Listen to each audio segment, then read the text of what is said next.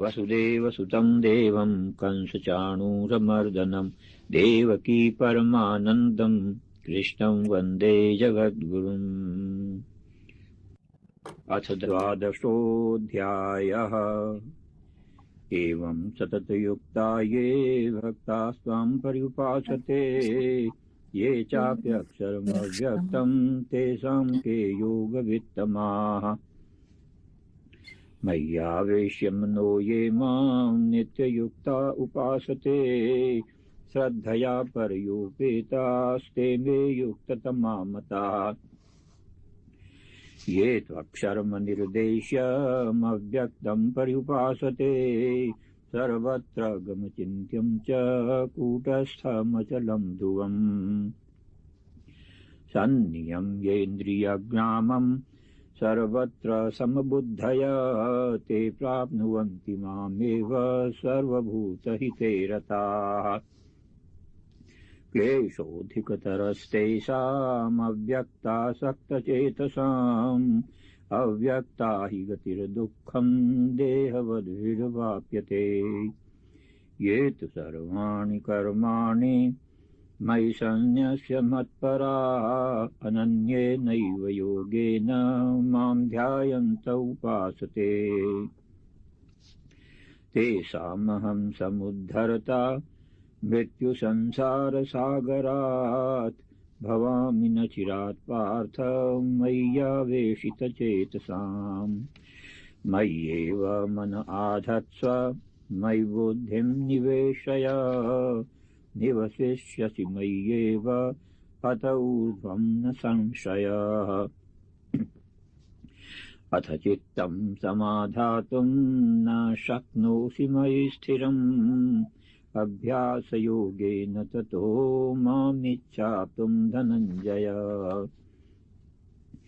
अभ्यासेऽप्यसमर्थोऽसि मत्कर्म परमो भव मदर्थमपि कर्माणि कुर्वन् सिद्धिमवाप्स्यसि।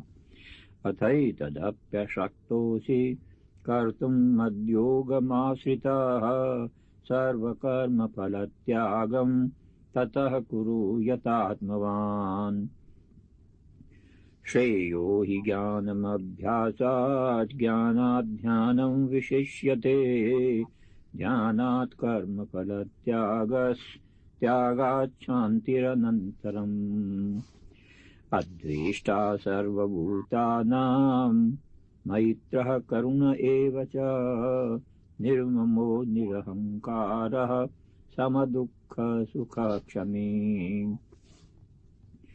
सन्तुष्टः सततं योगी यतात्मा दृढनिश्चयः मय्यर्पितमनो बुद्धिर्यो मद्भक्तः स मे प्रियः।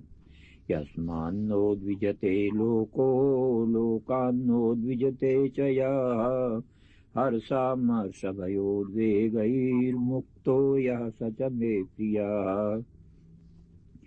अनपेक्षः शुचिर्दक्ष उदासीनो गतव्यथः सर्वारम्भपरित्यागी यो मद्भक्तः स मे प्रियः। यो न हृष्यति न द्वेष्टि न शोचति न काङ्क्षति शुभाशुभपरित्यागी भक्तिमान् यः स मे प्रियः। समः शत्रौ च मित्रे च तथा मानापमानयोः शीतोष्णसुखदुःखेषु समः सङ्गविवर्जितः। तुल्यनिन्दास्तुतिर्मौनी सन्तुष्टो येन केनचित् अनिकेता स्थिरमतिर्भक्तिमान् मे प्रियो नरः।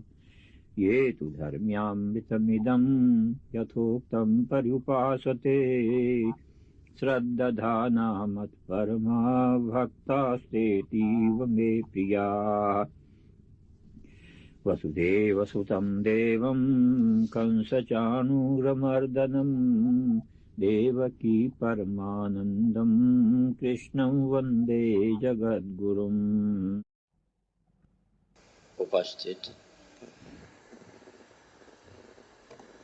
भगवत भक्तों के रूप में मेरी अपनी ही आत्माओं।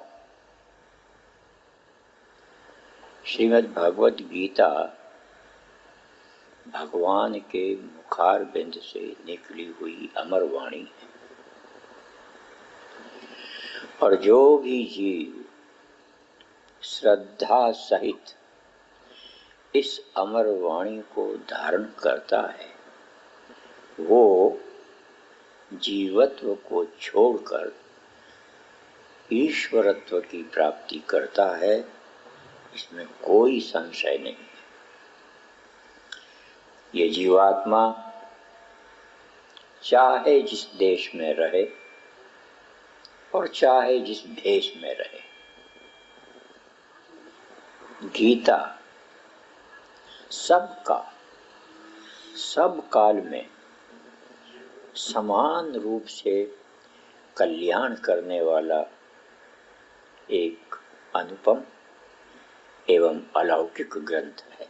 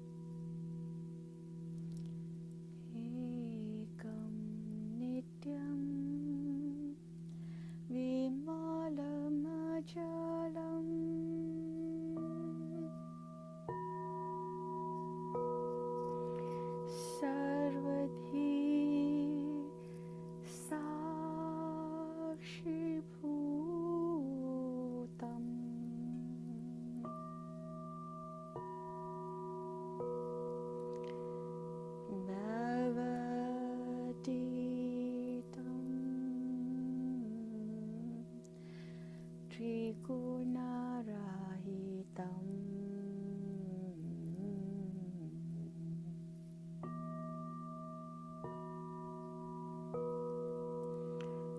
सद्गुरुं तं Namami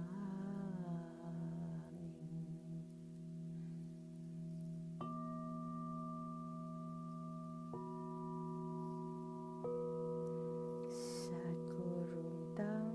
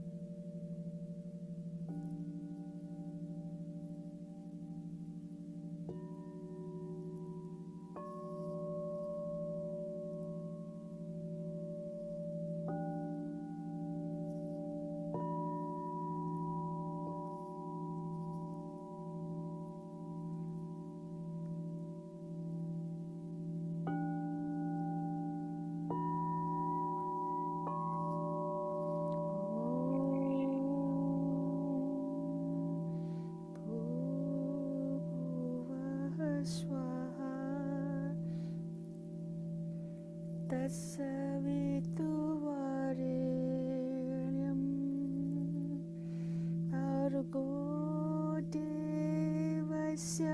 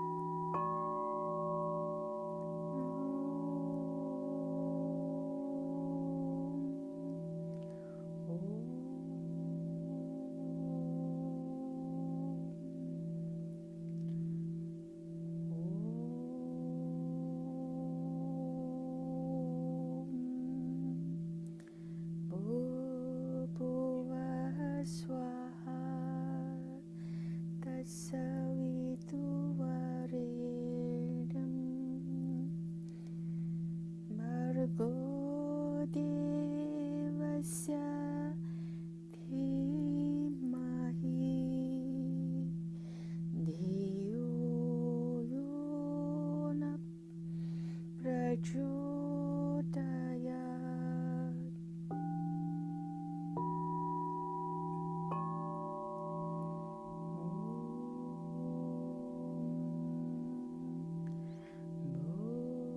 Bhuvah swaha tasaviduvarenyam Bhargo devasya dhimahi dhiyo yonah prachodayat.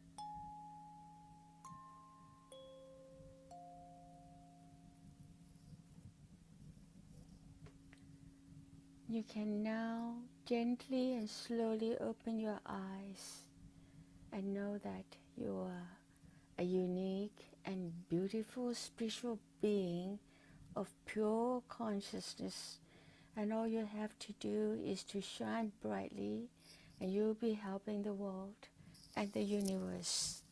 Jai Shri Krishna, Jai Gurudev.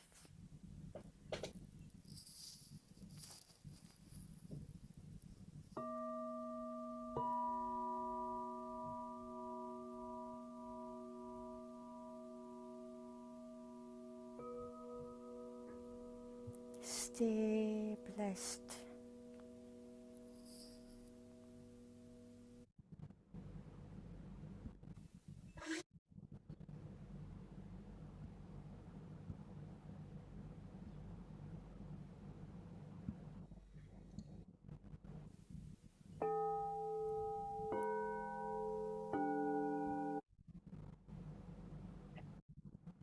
Jai Shri Krishna, everyone.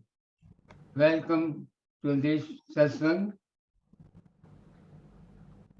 Something comes to mind when we study Bhagavad Gita, think about it.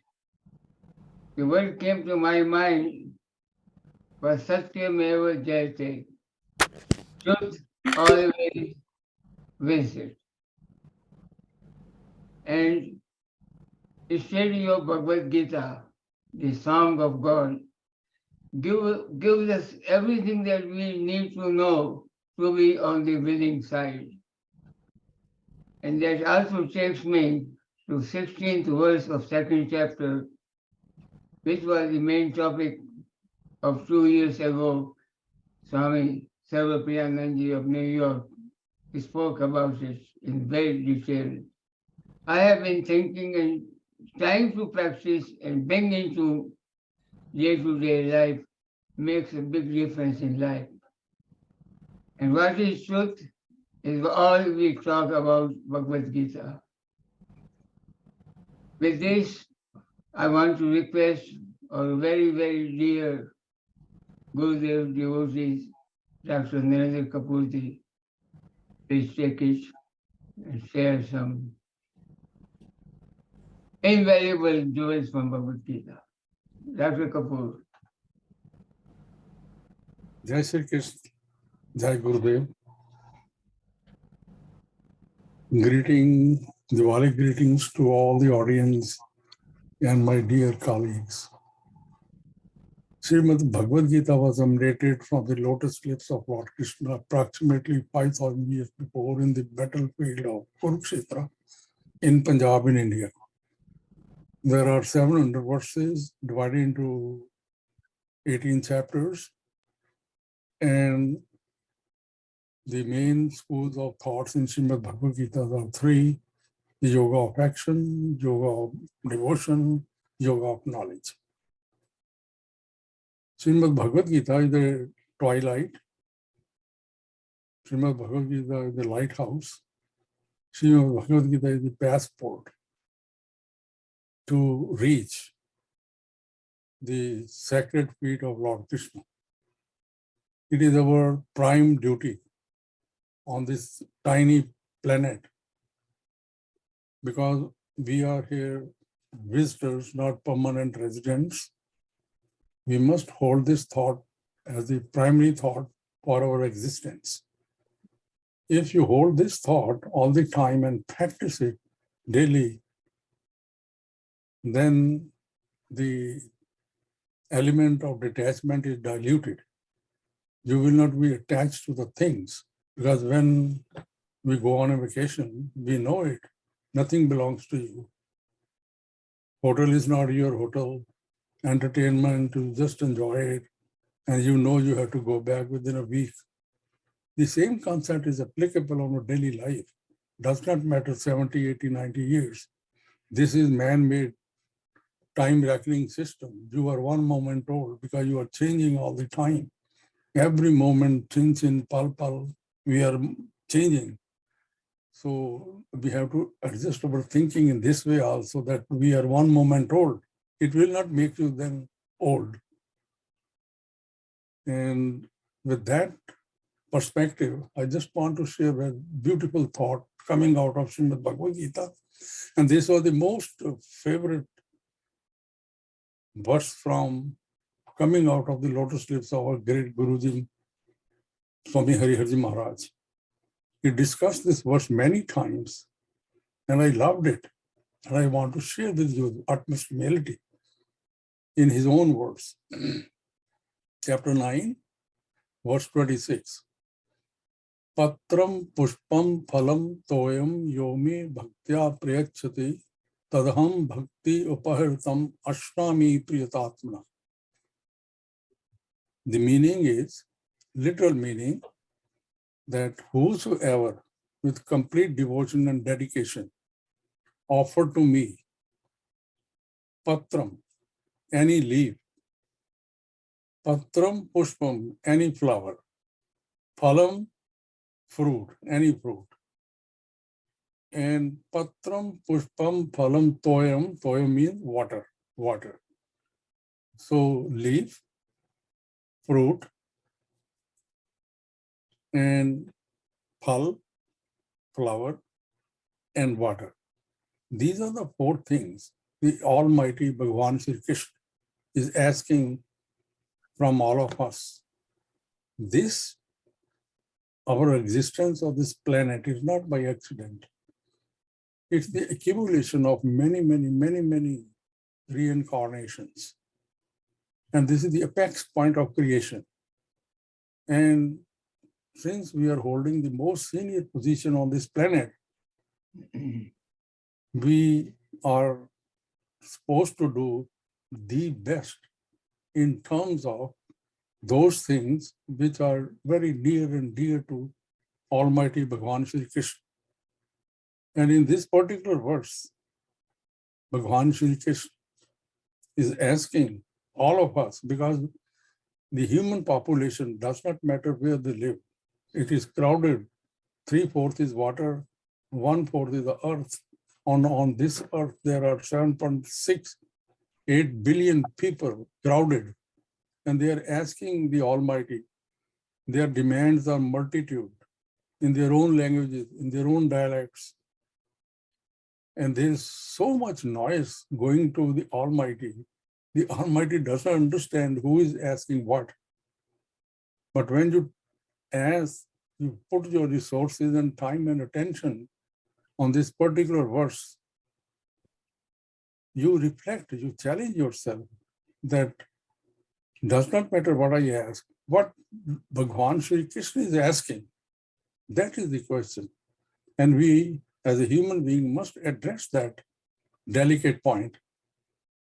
Having said that, he is asking only 4 things in this verse.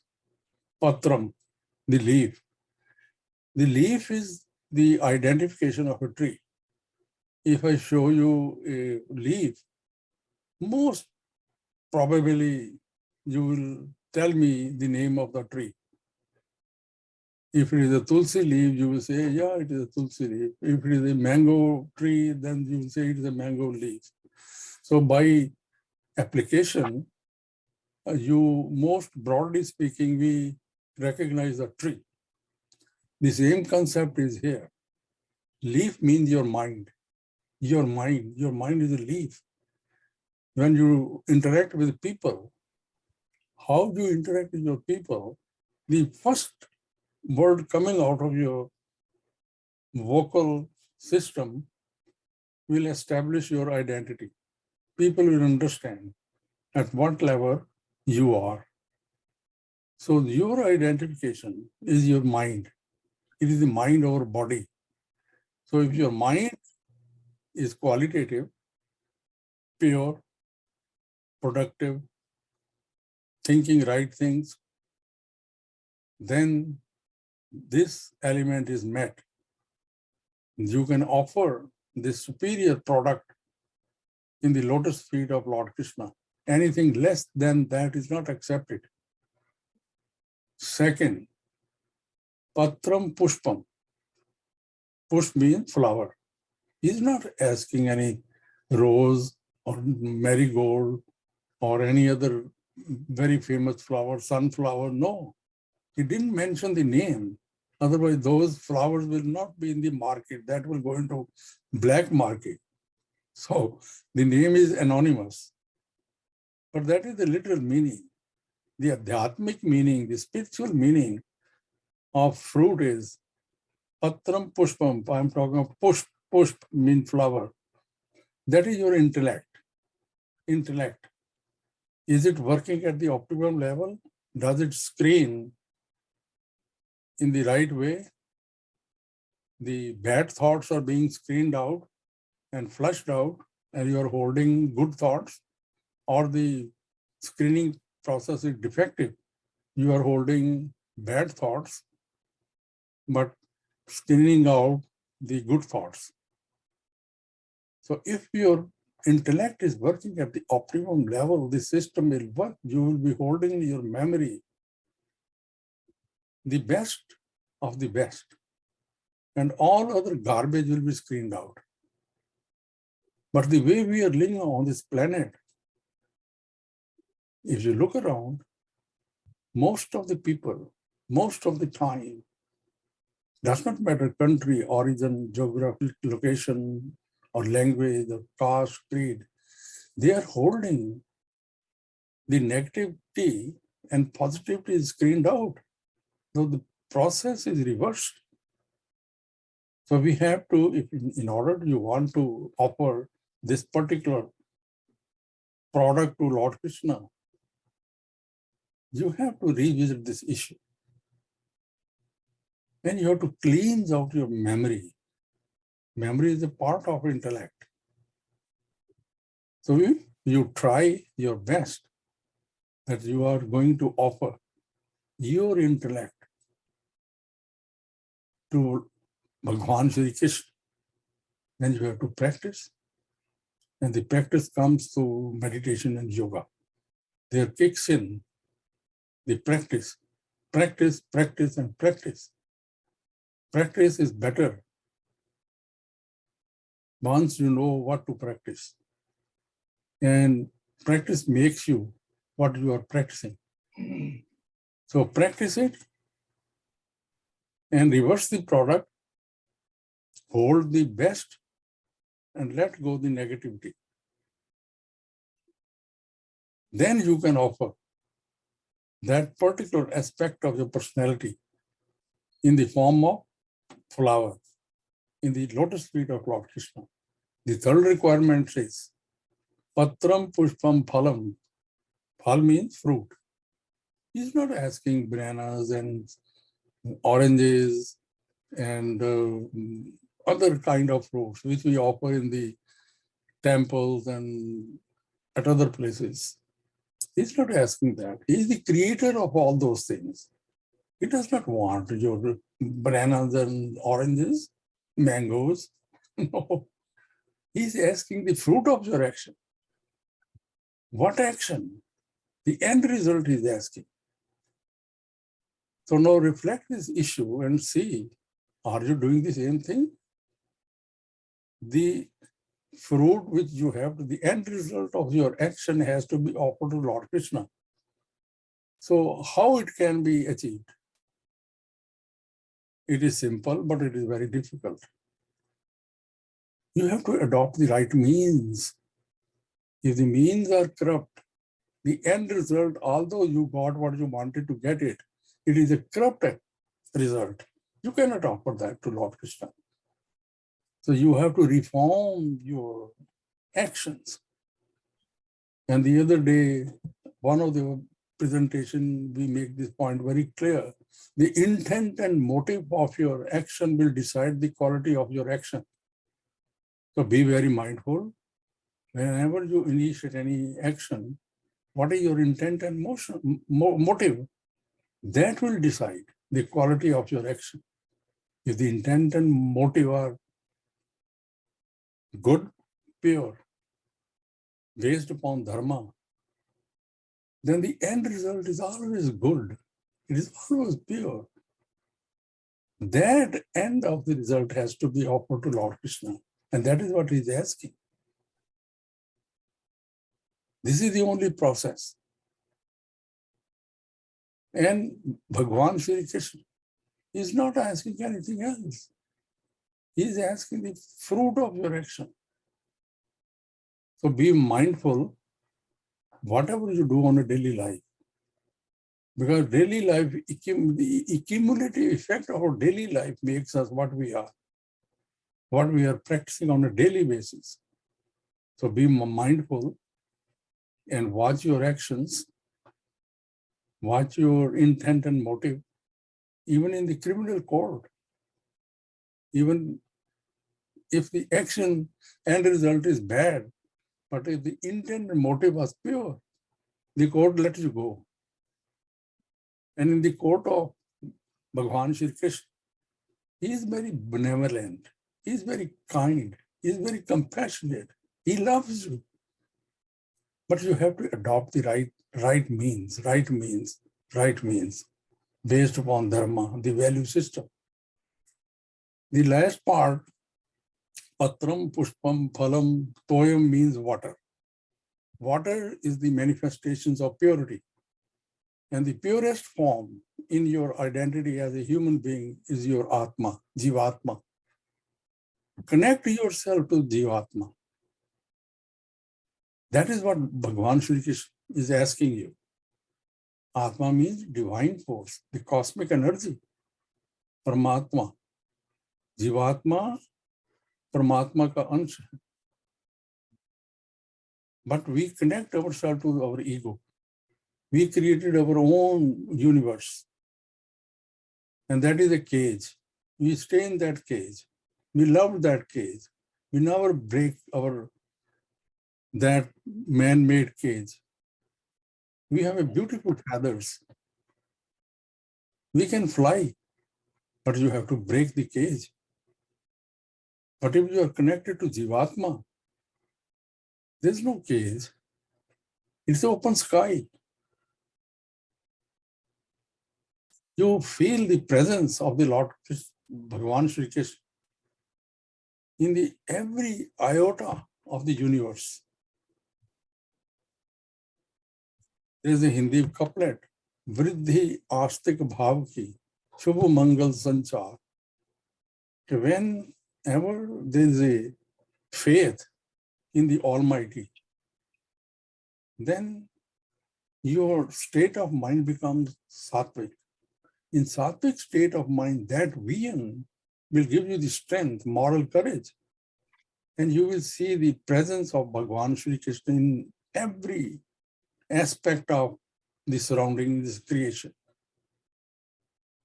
So let me reinforce again this particular verse 26, chapter 9. Patram pushpam phalam toyam yomi bhaktya prayachati tadaham bhakti uparitam ashnami priyatatmana. This was very near and dear to a great master, Swami Hariharji Maharaj. He used to quote this particular verse, and this is the way I shared with you the utmost humility, the meaning, and in his own words, I just try to share with you his wisdom.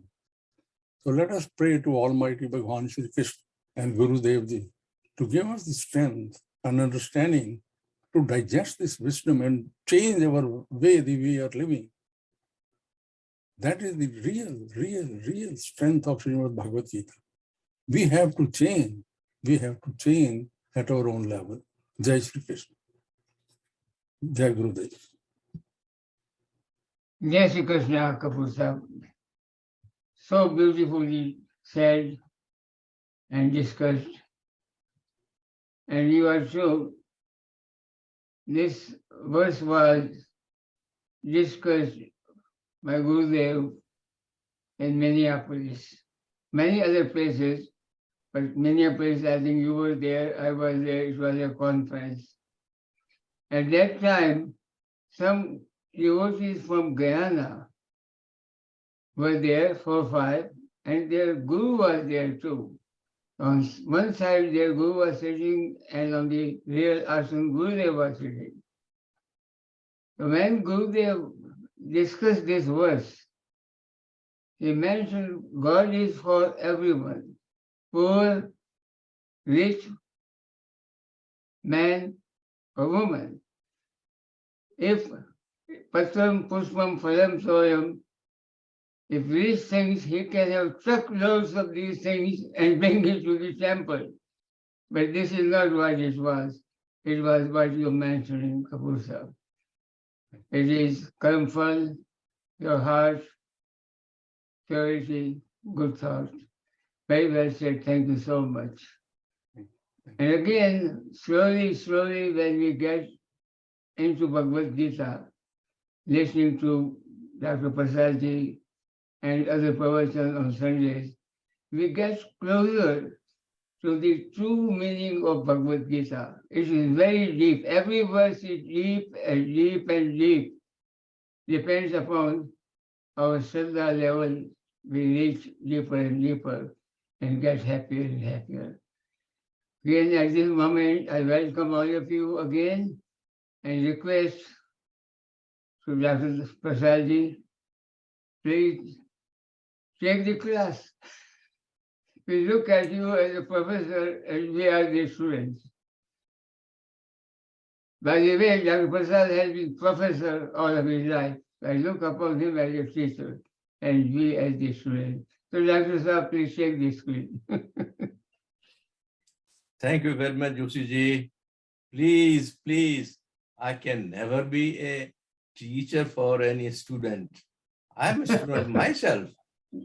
student myself. Gita, Bhagavad Gita particularly. Well. The depth of this knowledge is so deep. Nobody can ever be a teacher. He has to be a student of Bhagavad Gita. And so am I. Thank you very much for your kind words. How long you want me to speak? You can take it as much as you can. Nobody, okay. I mean, we love to listen to you. Thank you very much. I can always present it later on. So please go ahead. Thank you very much. First the prayer. Vansi Vibhushitakara Navanirdabha Pitambara Darunavimbapaladharosta Purnendu Sundaramukhat Arvindanetrat Krishnat Param Kimapi tat maham na jane Ajnanatimidandhasya Jnananjana Shalakaya Chakshurunmilitam Yena Tasmai Sri Gurave Namah. Jai Sri Krishna to all the divine souls participating in this satsang. As you remember or recall, last week we were studying and understanding the first half of this verse 13 of chapter 4, where Bhagavan says, Chatur Varanyam Maya Srishtam Guna Karma Vibhagasaha. We have gone at some length and a sort of completed discussion on that. And we moved on to the second half, which is Tasya Karatarapimam Vidya Kartaram Avyayam. Tasya Kartaram Api. I am the doer or creator of Tasya. This Tasya means this Chatur Varanyam Srishti. The creation of this Chatur Varanyam or Varnashram system was created by me. But then he says, Mam Vidya, you know me, Arjuna, as Akartaram Abhyayam. Now, these three words put together has put this verse into certain that depth which is so unfathomable. You cannot really fathom the depth of understanding contained in these three words. Well, we'll try to understand it. And let me say here that this part, this second half of this verse is a kind of prelude, is a kind of indication of a lot of things to come subsequently in this chapter and hereafter. You see, you have heard from Bhagavan before, and you will realize subsequently also in verses where the message given by Bhagavan is sometimes difficult to comprehend understanding. Sometimes it looks like why he is telling something in same sentence or in same verse. One part he will say something and the meaning of another part is diametrically opposite. I just refer to verse 4 and 5 of chapter 9. Maya tatamidam sarvam jagadabhyaktamurtina matsthani sarvabhutani na chaham te swavastita. Just I'm giving a reference to this verse. I'm not explaining it. Explanation of this verse is very deep and I don't want to go at this moment. I'm trying to concentrate on this verse. But What I'm trying to say, where Bhagavan says, Matasthani sarva bhutani, entire universe is contained within me, na chaham te savasthit, but I am not established in them. And this makes mind boggle. Sometimes one get dejected. What is this Bhagavan is saying? In fact, in verse 6 and 7, verse 4 and 5, these two verses, Bhagavan makes 4 statements. 2 statements are diametrically opposite to other 2. And Maharaj has explained this so beautifully. I will take some other time to discuss that.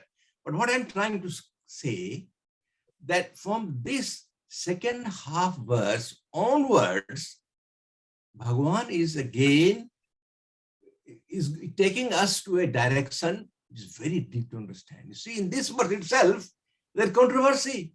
He says, Tasya kartaram api, I am the doer. And then say, akartaram, you take me to an akartaram. Come on, how can we think of that? You say that I am the doer, मैंने चोरी की है और मैंने चोरी नहीं की है. I tell you, I get reminded of मैं नहीं माखन खायो. और फिर कहता मैंने ही माखन खायो भैया मोरी. It is interesting. I get lost sometimes in the words of Surdas when he goes into these verses. It is very enchanting. So that is Leela Bhagavan. You see, we have to comprehend another level.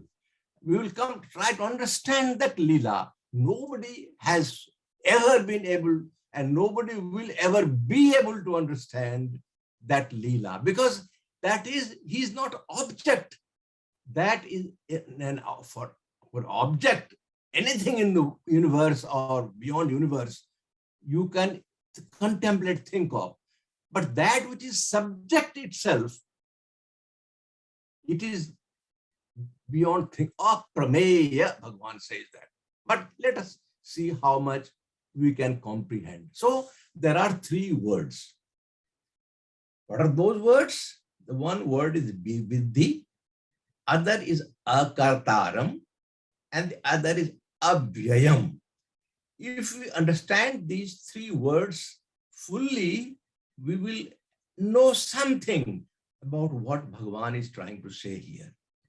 Now, the first word is viddhi, and I have tried to dwell on this last week, but let us go through again because it is good to repeat and repeat. Doesn't matter. In order to understand this viddhi, Bhagavan is Bhagavan is telling Arjuna to keep in mind what he has said in verse 9 of chapter 4, Janma karma cha me divyam evam yo veti tattvataha taktva deham purarjanma neti mameti sorjuna. Janma karma cha me divyam. Arjuna, take my karma and janma to be divine.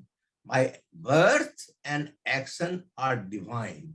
Now, what one should understand by this divine action and divine worth, we have dwelt on that previously, but again we will carry on further.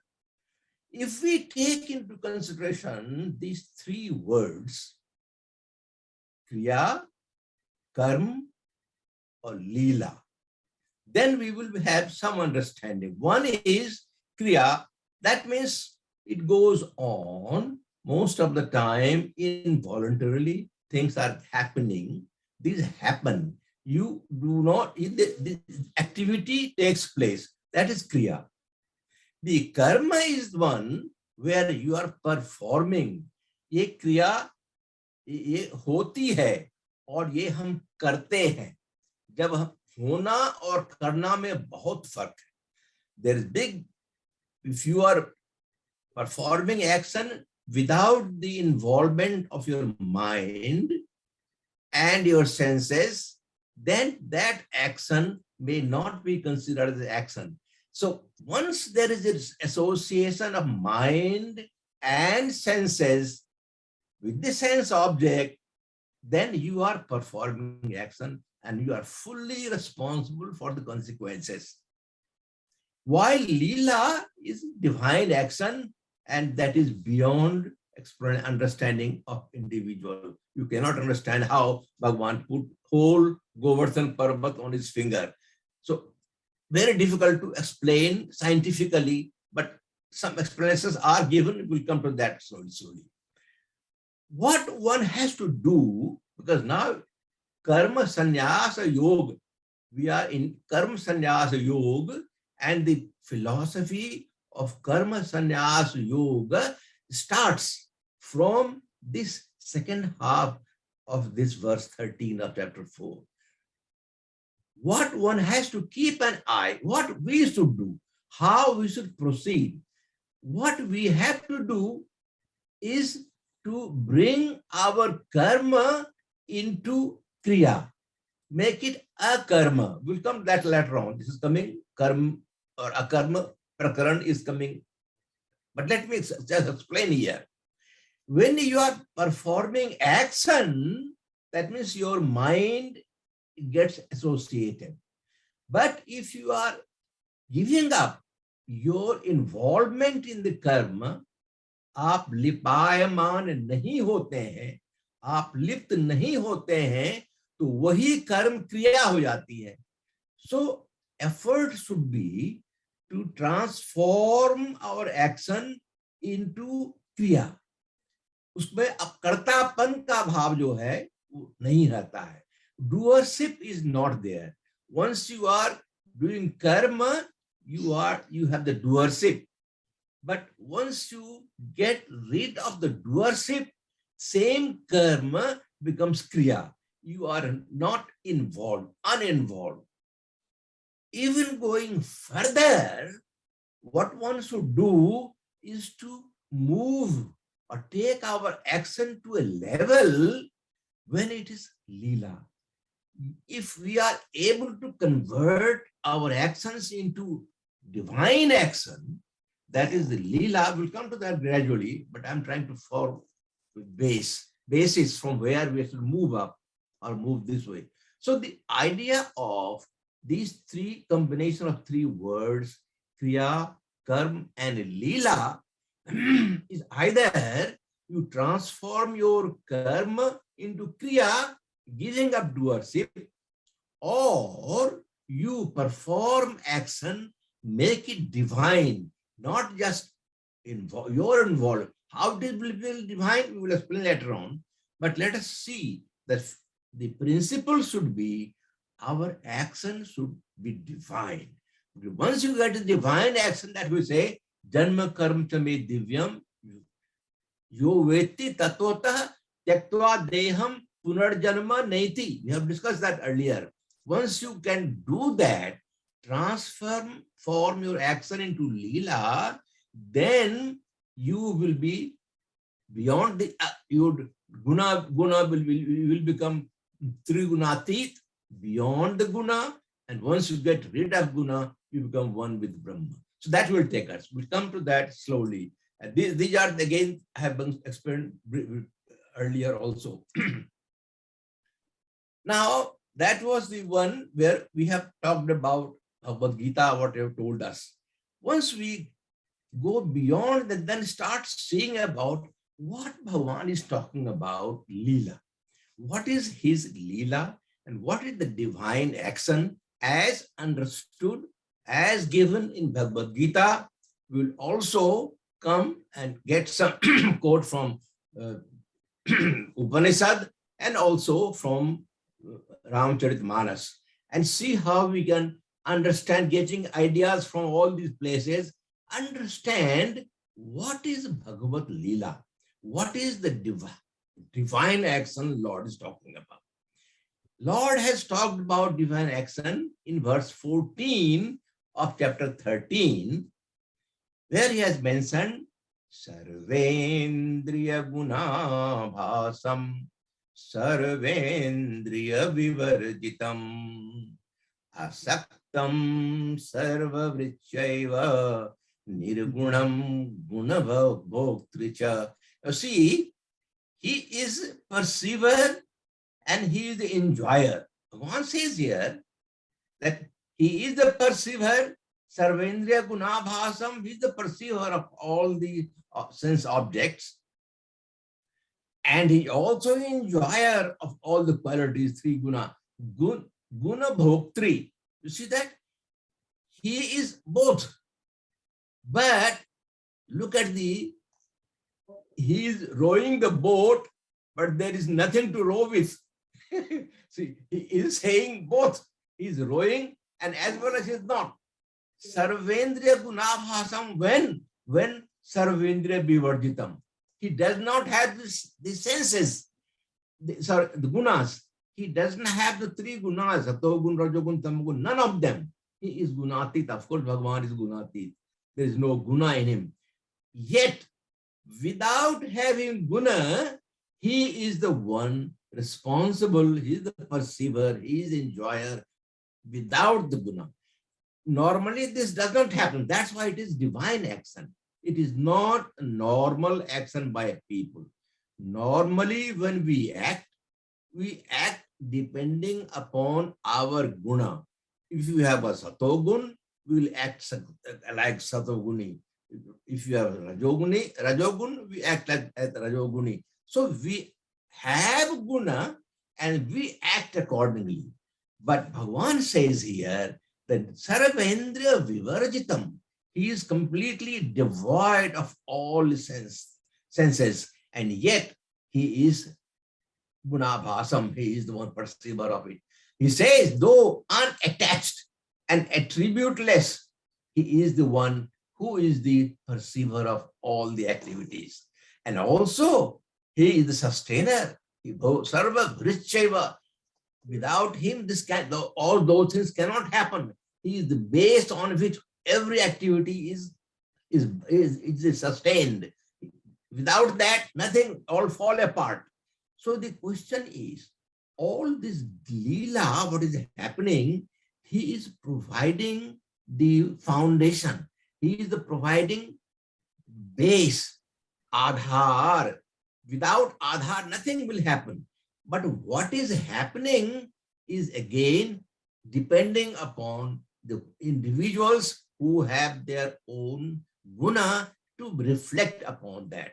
So that is the one. So the support what Bhagavan is giving is detached support. It can be conceived, you can think of somebody providing support, but he is detached. He is himself not attached with the activities. Neither he is attached with the fruit of action. So the question is asakta. The word here is asakta. That is, he is away from any attachment. He is devoid of attachment. He is completely detached. So if he is just giving support, but he is not attached to it. What is happening up there is not, he is just giving the support. Without that, nothing will happen. So as a detached supporter, Bhagavan is engaged in the activity of the whole world. We'll slowly go deeper into it and understand more about it. Now, in order to provide support, is he physically involved? Does he get involved fully with all the activities, or he remains unattached, remains uninvolved, remains asakta? There is another verse which gives beautifully, this is verse 13 of the same chapter 13. Sarvatah panipadam tat sarvato chishiro mukham sarvatah sutimalloke sarvamavritya tisthati. See, this is Bhagavan is saying that I have my hands and feet everywhere. I touched this last week, but hurriedly I have gone through that. So I'm trying to explain it slowly and deeply into it. With hands and feet everywhere, with eyes, heads and mouth, Chishiro, Mukham, Sarvata Sruti, that is ears, Sudimal Loke, or everywhere. Sarvama Vrityatishati, that is the thing. I am enveloping everything. So when I'm enveloping everything, I have all my senses all over the place. So one should take it. There is nowhere in the universe Bhagwan and his presence is not there. If Bhagwan is there, if his presence is there, of course, then he will have his eyes, ears, and everything all available everywhere. So one must not think that Bhagwan is in a temple, he has got the statue there, and his eyes and ears are there. So when you offer prasad to him, he will take there. And for offering prasad, you need to go to a temple and offer. Or when you want to put garland, then you have to have the head of Bhagwan there to put that. No, wherever you want to put flower, he will accept it. Just we recited, Narendra Kapoorji discussed about this verse, Patram Puspam Phalam Thoyam Jo Me Bhaktya Prayachati. He takes it himself. He says that it is he who accepts. The question is, Yo Me Bhaktya Prayachati. With Shraddha Bhav se aap jahan bhi dein, जिस तरफ भी हैं, दाहिने तरफ बाएं तरफ घूम करके उत्तर की ओर या दक्षिण की ओर, ये सारी बातें जितनी हैं उसका अपना स्थान है. लेकिन अगर श्रद्धा से आप जहां भी जिस जगह पर भी मन से भी आप मन में ही रखते हुए भावना के साथ आप फूल चढ़ाएंगे, माला चढ़ाएंगे, फल चढ़ाएंगे, तो भगवान वही ग्रहण करेंगे. हरि व्यापक सर्वत्र समाना प्रेम ते प्रकट होय मैं जाना. प्रेम ते प्रकट होय. If you have got prem and bhav is there, Hari is present everywhere. I have put here a Chitrakoot because I got reminded of the story about Sant Tulsidas ji. Chitrakoot के घाट पर भई संतन की भीड़, तुलसीदास चंदन रगरे तिलक करे Siya Ram Raghubir. Such a, this is a statement made in such a way, a vivid description has been given as to how Sant Tulsidas wanted. He has got a severe urge within himself that you see Bhagwan Ram. And he, of course, got through Hanumanji. There is a long story. I will not divulge there. But through help from Hanumanji, Bhagwan Ram actually gave darshan to him at Chitrakoot. And there, Bhagwan Ram put tilak onto forehead of Tulsidas ji. So it is question of wherever you want, he is present everywhere, and he receives anything and everything offered to him with Shraddha by devotees anywhere in the world, in the whole universe. Now in Upanishad, again, same thing is mentioned, but there it says Bhagavan need not have eyes and ears and senses to accept this. He says, apani padau javano grihatva pasyat chakshu srunotya karana. Apani padau, without hand and feet, he is able to receive anything and everything offered to him. He doesn't have to have feet to run to some place for saving the grace of Draupadi. Bhagwan did not have to really run from Dwarka or somewhere to come there or appear before him. For Gajan Graha, so he does not have to have his feet and hand and all this thing to perform any action. He is able to, without eyes, he can see. Without ear, he can hear. That is the Shweta Swadhara Upanishad quotation from there. I also mentioned about this Binu pag chalai sunai binu kana, kar binu kare karam vidhinana. This is in Manasarandi. Now, this is the language of contradiction. This has been, I was mentioning that in verse 9, verse 4 and 5 of chapter 9, that is also language of contradiction. मैं हूं और नहीं भी हूं, मैं वहां पर हूं, मैं यहाँ नहीं भी हूं. So yes and no, करता हूं, अकरता हूं. That is the language of contradiction which one needs to understand, to realize, and to grasp the meaning behind that. Let us see what Lord is talking about in his other verses of Bhagavad Gita. We'll come to that. Now, in order to understand that, let us dwell on this concept of creation. भगवान कहते हैं ना, मैंने क्रिया किया और अकर्ता भी हूं. This concept of akarta bhav with the akartaram can be explained in a way as has been mentioned, and you all know about it. We will just try to recapitulate that. What we know, we have known that Bhagwan is the nimitta karan of the creation. Sara creation, he is the efficient cause of creation, as well as the material cause, upadhan karan. What does it mean? It means, as a potter, he has the pot, he has the clay, he makes use of clay and creates pot. Now, in creation of pot, a potter has to use the clay. Now here, Bhagwan is the potter. He creates clay himself. He uses the clay and creates the pot. In case of a potter and the clay, when a potter creates a pot out of clay, what is happening?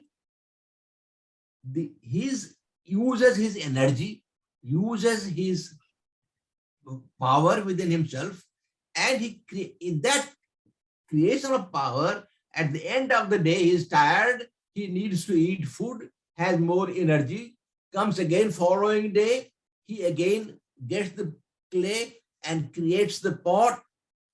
The mud is finished, he brings more mud and creates a pot. So the difference between the creation of pot by a potter using his clay is different from the way Bhagavan creates clay and uses his power to create pot. I hope I am clear. See, the idea is the energy is lost by the potter. एक कुम्हार जब बनाता है तो उसका शरीर थक जाता है. भगवान जब बनाते हैं उनका शरीर थकता नहीं है. That is the difference. No energy is lost in creating pot. Neither the clay is lost nor his energy is lost, but a pot is created. So that is the divine akartaram. It is created, but he is not one who's losing his energy. It is done by what? Done by Prakriti. All these things, he is the power giver. But once he gives the power, the further process is done by Prakriti. In Prakriti, there is loss of energy. In Prakriti, there is a loss of material, but not in Bhagwan. So that in that way, Bhagwan is giving his power is there, but with his power, the creation goes on taking place. I will come. These things will be gradually explained more detail as we go on. This concept has to be kept in mind all the time, that we are following what the teaching given Bhagavad Gita, where Bhagavan is saying that I am the energy provider, I am akarta, but without me, nothing can be created. As such, I am the creator, Arjuna, take me as a non-akarta, non-doer, because the actions are being done by the guna which is contained in Prakriti. I am the one giving the power to Prakriti to create the whole universe. That is akarta, abhyayam, that it doesn't end, it doesn't get lost. The energy is neither energy is lost nor the material is lost. Anaditva, that is what explained in verse 32 of chapter 13. Bhagavan says, Anaditva, Nirgunatva, Paramatmam, Avyayam, Sarirasthobi Kaunteya, Nakaroti, Nalipyati. Beautifully explained here. Whatever I had been mentioning earlier, the explanation is contained in this verse. This is the beginningless.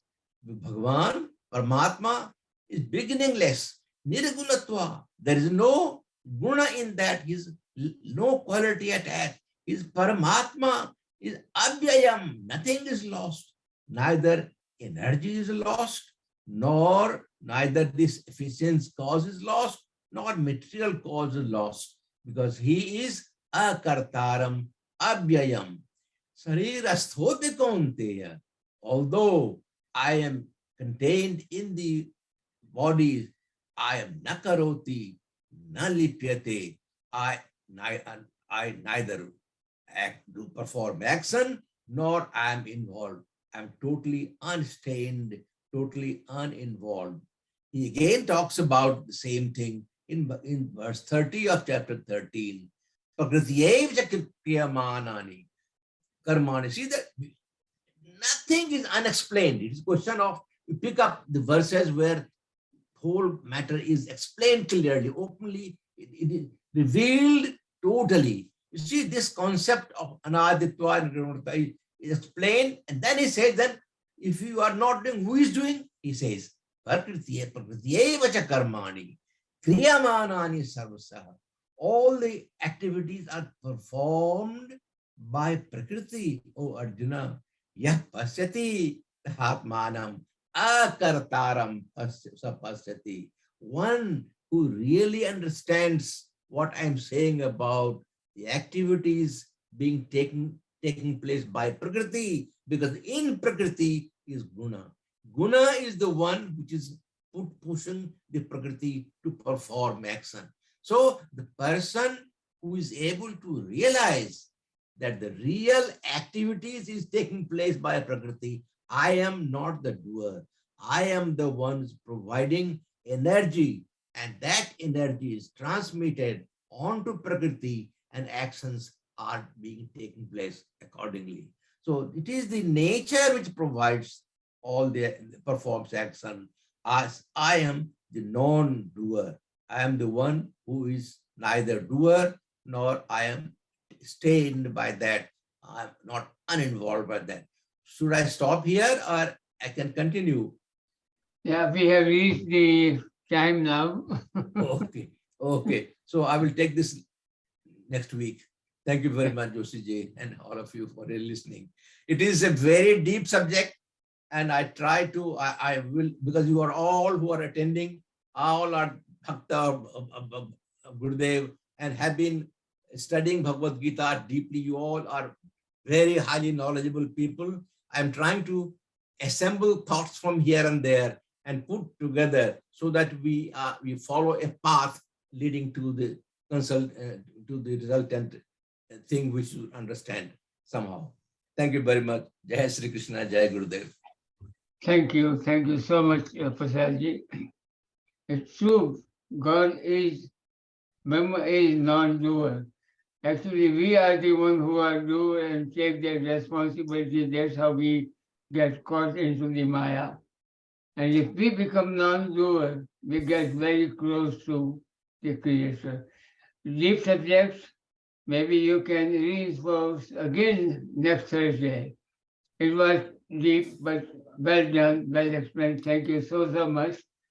And I will again try to squeeze myself in, but we love to hear you, Dr. Prasadji.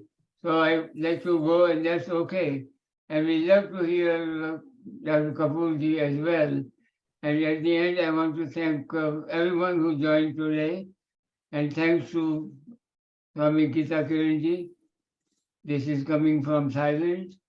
And we'll see again. And next coming Monday is the full moon.